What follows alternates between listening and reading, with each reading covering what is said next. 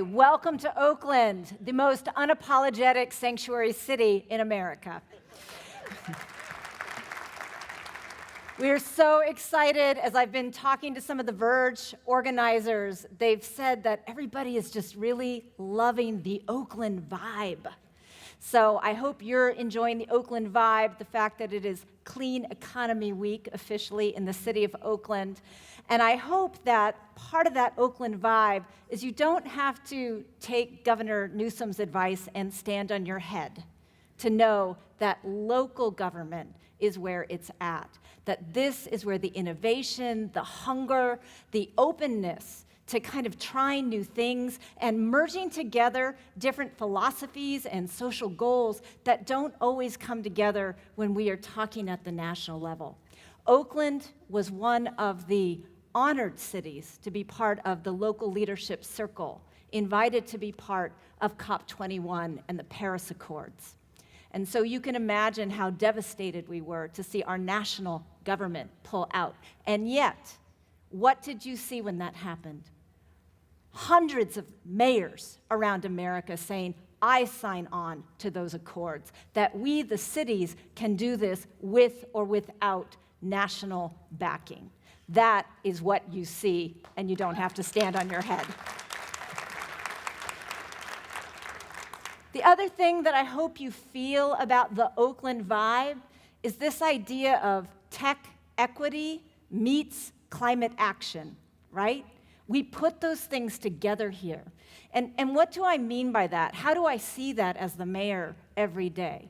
I saw it just last week when I had a meeting about the idea of banning natural gas in new buildings, but also to think about how we can start converting it out of old buildings. Why?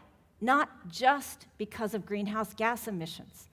I heard a story about David, who's the CEO of Clarity, who did an air quality test in his own kitchen and realized that just keeping on his natural gas-powered stove for a certain amount of time that would be natural, at least in my household, because we eat a lot of pasta, let me tell you, that created 4 times the acceptable levels of pollutants in air quality inside his house.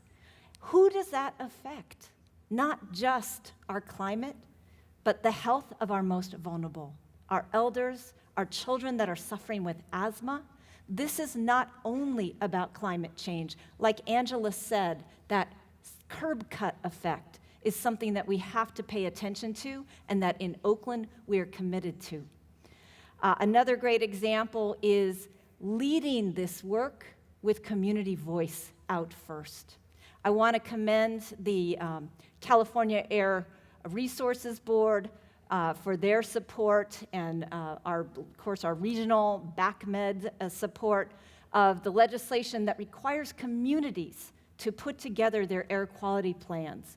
And if you don't know the story of Miss Margaret Gordon and Brian Beveridge, 2 tireless community members in West Oakland, right here, just right on the other side of the horrible freeway, which really needs to be eliminated. That's a story for another day. Take down the racist moat. That's what that freeway is. They said, here's an opportunity. Here we have suffered the impacts of living next to this huge port, and yet, why don't we put solar panels on top of the logistics and warehouse businesses and create community-owned solar electricity for our own neighborhood? And that is happening in West Oakland. That is the Oakland vibe. I know I'm right here in the middle of VERGE to welcome you, but to also thank you for being here, for being part of VERGE's mission to change the world. And while Disneyland may be the happiest place on earth, I say this week, Oakland, California is the most inspirational place on earth, thanks to you. Enjoy the conference.